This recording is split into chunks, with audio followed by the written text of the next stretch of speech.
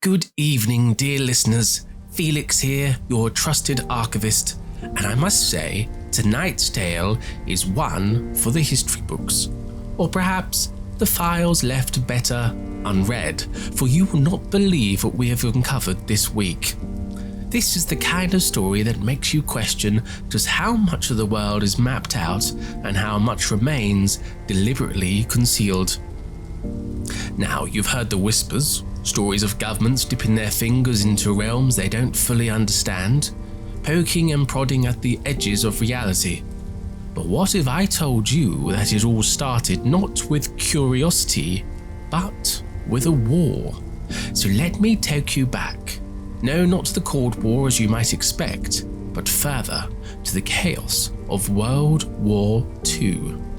Yes, listeners, the Nazis' fascination with the occult is no secret. It's well documented, an obsession tied to their search for mythical relics and unholy powers. But what is less known is what was buried under layers of classified files and dead men's secrets. It's what became of their discoveries after the war, when the Allies triumphed. They didn't just inherit Germany's territories, they inherited its research, its tools, and of course, its mysteries.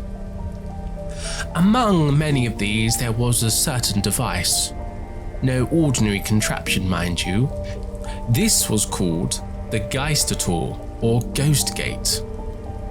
On the surface, it resembled a large frame of iron and copper, engraved with runes so ancient they predated recorded history. To the untrained eye, it might have looked like a work of abstract art, but its true purpose was far darker. For the Ghost Gate wasn't just a machine, it was a doorway, a means of access to now what we class as liminal spaces, those strange and shifting planes that lie parallel to our own. The Nazis never fully unlocked its potential, though not for lack of trying. Their experiments led to, well, let's call it catastrophic failures.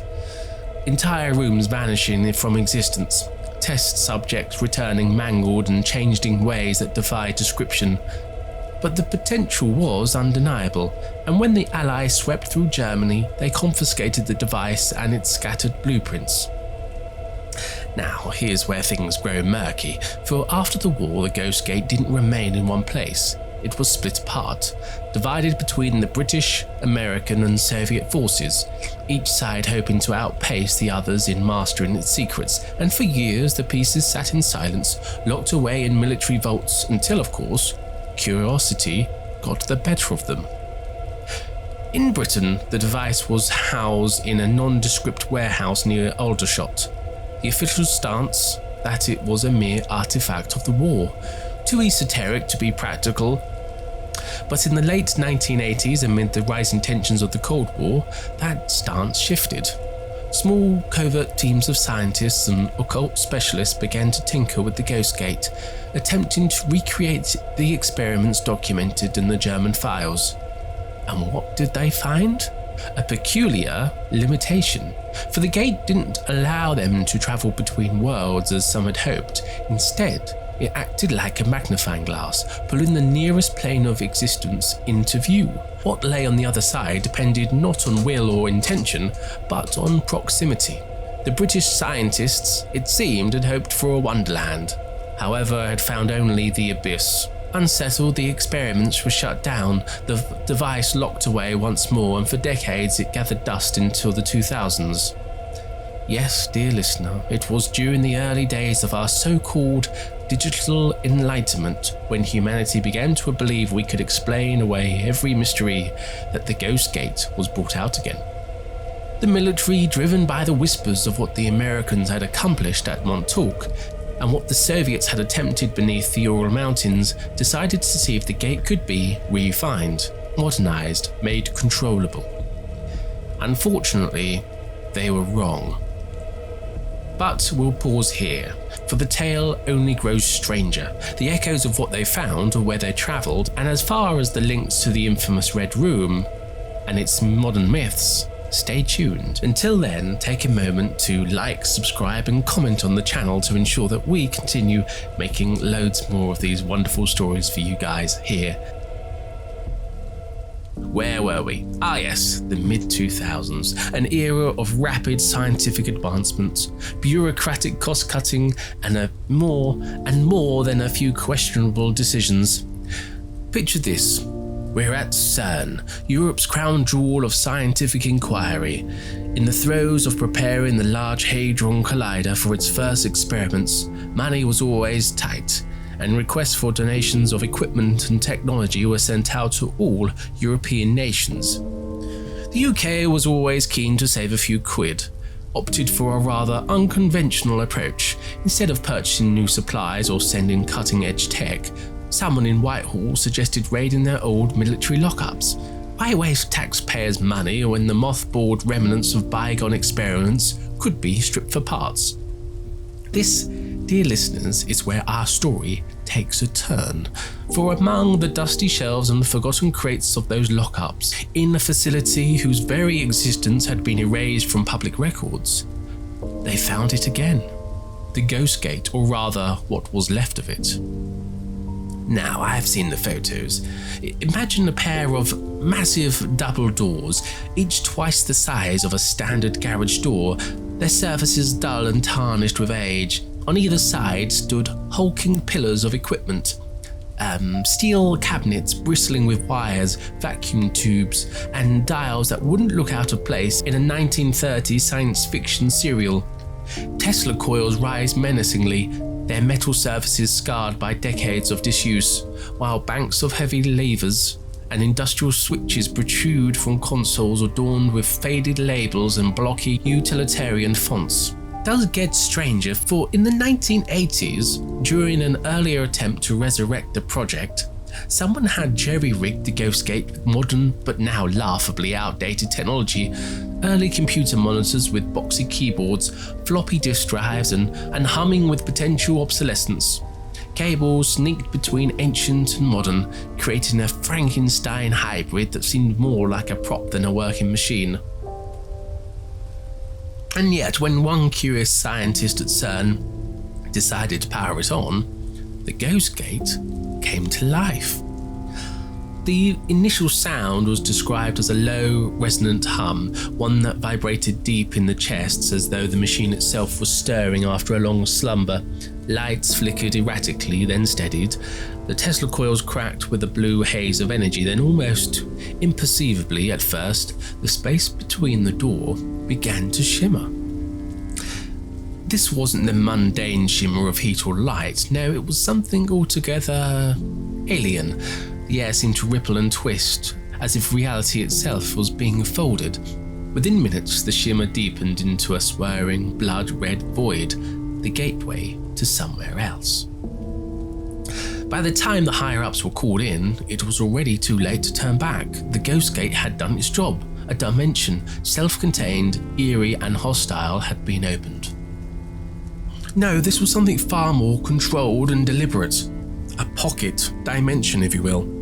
And as all things that exist outside the bounds of natural laws, it came with peculiar properties.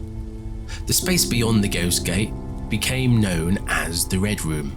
Those who have seen it and lived to describe it speak of an endless crimson expanse, its walls and ceiling pulsing faintly like the walls of a great artery. The air is thick, reeking faintly of rust and ash. Gravity behaves oddly. The ground, a slick metallic surface, seems to hold you in place, yet every step feels sluggish, like walking through syrup. But the properties of the Red Room are what is truly disturbing. Time does not flow as it should. Hours outside the room are minutes within it, sometimes days. Wounds inflicted inside heal rapidly but leave scars that never fade. And most strangely, sound is amplified to an unbearable degree. A whisper becomes a roar, a scream reverberates endlessly. You might wonder what the government would want with such a place. The answer, as always, is horrifyingly mundane. Torture, interrogation, execution. The Red Room became a hidden theatre of brutality used to dispose of spies, terrorists, and dissidents in a way that would leave no bodies behind. There, the usual rules of human decency, even of physics, did not apply. And the ghosts of those sent there, well, let's just say even now, reports of strange noises emanating from the inactive ghost gate continue to circulate among the facility's janitorial staff. What's most concerning, though, is that this isn't just some relic of the past. My informant tells me that the Red Room is still active, still in use, though its methods and victims remain shrouded in secrecy. And if you think this is the worst of it, you might want to prepare yourself for what comes next, because the Red Room is not as self-contained as they think it is. Stepping into the Red Room, by all accounts, an experience that defies comprehension. Let me paint a picture for you, dear listeners. As you cross the ghost gate, reality itself seems to shudder. There's a moment of weightlessness, brief but unmistakable, before you're firmly grounded once more. Except it isn't quite the grounding you'd expect. Gravity here is slightly off. It seems to be weaker than the Earth, as if the space doesn't fully commit to pulling you down. Scientists believe the oddity could be the key to understanding whether the Red Room is a separate dimension entirely, or something far more unsettling, like a window to another planet or perhaps another universe. The space itself stretches vast. It's like an interior of an enormous stadium, several football pitches in size, though enclosed within walls that defy logic. These walls, well, they're the first thing that you notice is they're woven with an almost metallic texture. The walls resemble an intricate steel weave, but closer to inspection reveals something way more stranger. The material is somewhat alive. Not in the squirming, grotesque sense, but in the way it responds to its surroundings. It hums faintly, a deep, resonant crimson hue emanating from within the structure. The light doesn't come from lamps or panels, it simply is, as if it's diffused through the lining of the weave, like an ember that refuses to die. The material has been described as a hybrid of nanotechnology and some kind of living mineral, like obsidian, glossy, black, yet supple as though it could shift and breathe. Tests have shown that it is strong as the toughest steel alloys, impervious to conventional tools or attempts to take samples. Every effort to breach it, to study what lies beyond the walls, have failed. The Red Room, it seems, guards its secrets well. There's no sense of time here, no day, no night, just eternal crimson light. The air is breathable, but not without its challenges. Oxygen levels mimic those who are found at high altitudes, enough to survive, but not comfortably. Those entering the space often report shortness of breath and a mild dizziness as their bodies adjust. Prolonged exposure has caused symptoms akin to altitude sickness, though most recover within a few hours of returning. Curiously, despite these effects, the air inside carries a faint scent of nothingness, a sterile, neutral smell that hints at no organic origin. Now, this is where it becomes even more fascinating. The space is silent, utterly, profoundly silent. Sound doesn't carry here as it should. Conversations become duplicated and echo throughout until it's so loud that the resonance even seems to hurt your ears. So many people who go to visit the Red Room often have to take special audio dampening equipment with them. For all this, a subtle hum pervades the space, something that you don't hear but you feel. It's like the air resonates with the frequency just beyond human perception. Speculation about the Red Room's nature is as vast as the space itself. They've had geologists, astrophysicists, and even anthropologists have studied it, and while their opinions vary wildly, they agree on one thing: the space is artificial. Intelligent design is evident in every aspect of its construction, from the seamless walls to the breathable atmosphere, but who or what created it? Some believe it's a prison, a containment zone built to hold something long forgotten. Others suggest it's a monument, much like the Kaaba in Mecca, a sacred structure meant to be approached but not entered. The most unsettling theory persists that it's a relic of an ancient, possibly extinct civilization. Its creators long gone, but their enigmatic technology still functions. And then there are those who think it might be a glimpse into humanity's own future, a creation by our own descendants, stumbled upon us before its time. Now, despite its eerie grandeur, the Red Room is remarkably non-lethal, at least so far. The longest anyone has stayed in it is 16 hours, and these test subjects returned physically unharmed, but the psychological toll was undeniable. Anxiety, nightmares, a profound sense of unease that lingered for years. It's as though the room imprints itself on those who enter, leaving behind scars that can't be seen but are deeply felt. For this reason, no one stays longer than 12 hours.